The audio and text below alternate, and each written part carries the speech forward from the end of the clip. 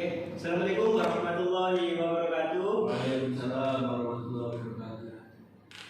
Di sini saya Nuzul Ramadan akan mempresentasikan tentang kepemimpinan di era generasi Z.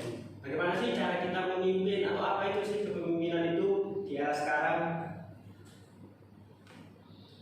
Nah, kepemimpinan secara umum berarti kemampuan dan kesiapan yang dimiliki oleh seseorang untuk mempengaruhi, mendorong, mengajak, menuntun, menggerakkan, mengarahkan, dan bila perlu memaksa orang lain atau kelompok agar menerima pengaruh, dan selanjutnya berbuat sesuatu yang dapat membantu tercapainya tujuan yang telah ditetapkan. Nah, maksudnya dari kepemimpinan ini adalah suatu kemampuan seseorang agar kita bisa mendorong seseorang supaya apa yang kita inginkan atau tujuan kita bersama ini bisa tercapai, seperti itu. Dan agar kita bisa mempengaruhi seseorang tersebut agar kita bisa mencapai tujuan itu. Oke, next. Nah, ada unsur-unsur kepemimpinan. Nah, kepemimpinan ini memiliki 3 unsur, yaitu yang pertama ada pimpinan atau atasan, yang kedua ada anggota atau bawahan, nah yang ketiga ada misi atau tujuan dan target. Nah, pemimpin atau atasan ini memiliki wewenang atau tugas sebagai yang paling atas atau memiliki tugas untuk memimpin para anggotanya atau para bawahan agar misi atau tujuannya itu tercapai. Jadi apapun keputusannya, apapun yang dipikirkan jadi ujung tombaknya itu dipegang oleh pemimpin. Yang kedua ada anggota atau bawahan. Nah, anggota ini tugasnya sebagai pelaksana apa yang dipikirkan oleh seorang pemimpin. Nah, anggota ini membantu pemimpin untuk mensukseskan apa yang dipikirkan atau yang diputuskan oleh seorang pemimpin. Oke, yang ketiga yaitu ada misi, tujuan, atau target. Nah, misi, tujuan, atau target ini jelas. Seorang pemimpin pasti memiliki tujuan, misi, atau target untuk memimpin anggotanya. Seorang pemimpin pasti memiliki misi untuk mencapai sebuah tujuan dan pasti akan memikirkan bagaimana cara untuk menggerakkan seseorang atau bawahannya akan mencapai tujuan tersebut. Oke, next. Nah, gaya kepemimpinan ini ada 3, yaitu ada kepemimpinan otoriter, kepemimpinan demokratis, dan kepemimpinan bebas kendali. Nah, apa sih masing-masing tersebut? Kepemimpinan otoriter adalah gaya kepemimpinan di mana segala kegiatan yang akan dilakukan itu diputuskan oleh pemimpin saja, tidak melibatkan anggotanya atau tidak melibatkan bawahan. Jadi pemimpin yang otoriter ini hanya memikirkan sendiri, jika keputusannya sudah tidak bisa diganggu gugat. Jadi bawahan atau anggota ini tinggal melaksanakan saja. Biasanya kepemimpinan yang otoriter ini memiliki wewenang mutlak atau berpusat hanya kepada pemimpin. Anggota itu hanya sebagai pelaksana saja. Terus keputusan kebijakan itu dibuat oleh pemimpin saja, tidak berdasarkan anggota. Terus komunikasinya biasanya berlangsung satu arah.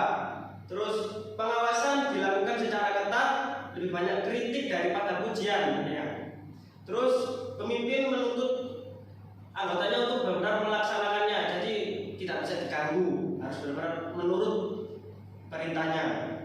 Oke, lanjut ada kepemimpinan demokratis. Nah, kepemimpinan demokratis ini adalah gaya kepemimpinan yang melibatkan anggota untuk mencapai tujuannya atau mencapai sebuah kebijakan. Nah, pemimpin yang demokratis ini biasanya melibatkan anggota atau bawahan untuk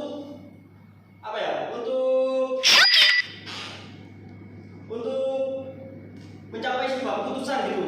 Nah, biasanya pemimpin yang demokratis ini melimpahkan atau mengasihkan wewenangnya kepada anggota untuk menyampaikan idenya agar mencapai sebuah keputusan.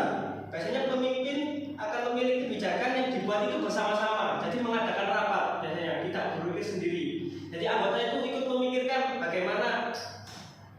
keputusan itu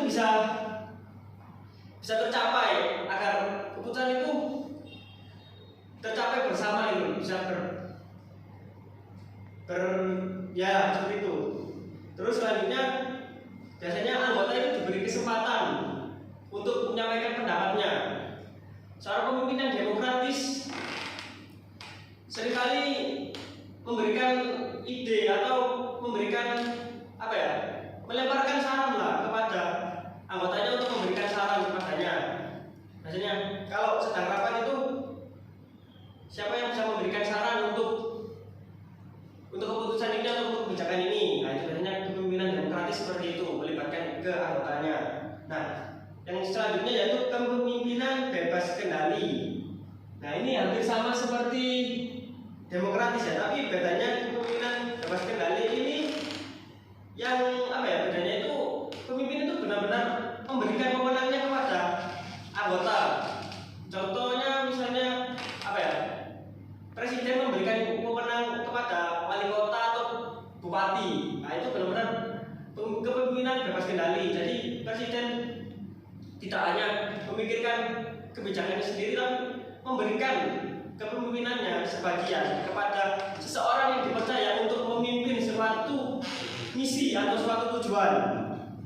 Nah, biasanya kepemimpinan bebas kendali ini menyarankan sebagian besar keputusan kepada bawahan.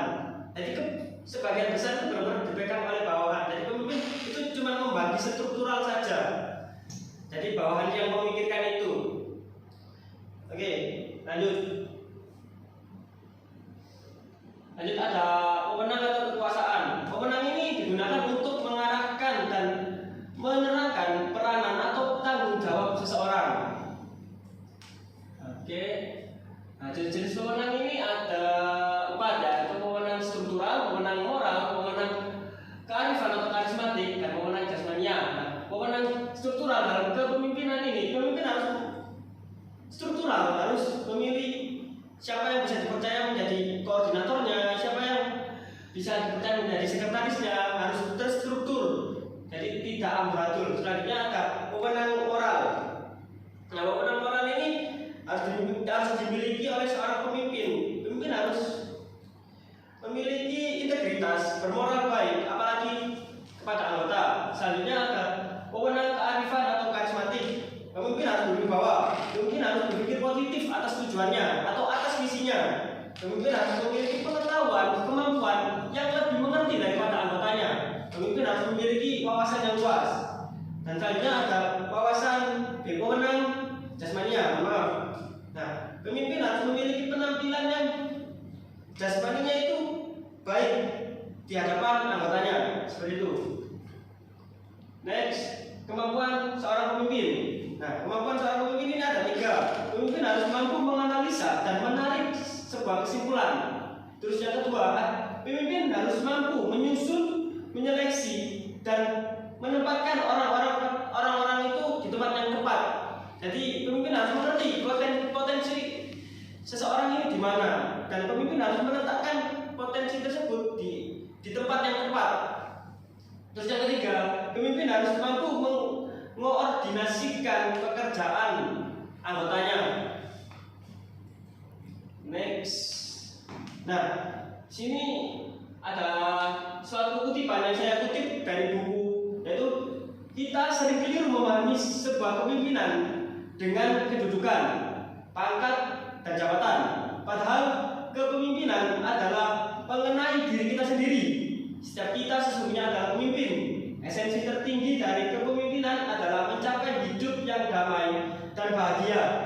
Kepemimpinan sebenarnya adalah seni menikmati hidup. Jadi jangan salah, teman-teman.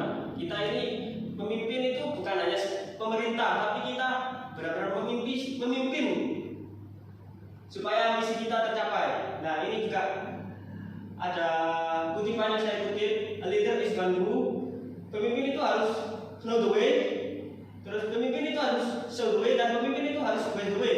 Pemimpin itu harus tahu apa yang dia lakukan, terus harus tampil apa yang dia lakukan, dan go the way. Jadi pemimpin itu harus lebih tahu, pemimpin itu harus bergerak lebih dulu, dan pemimpin itu harus tampil terlebih dahulu.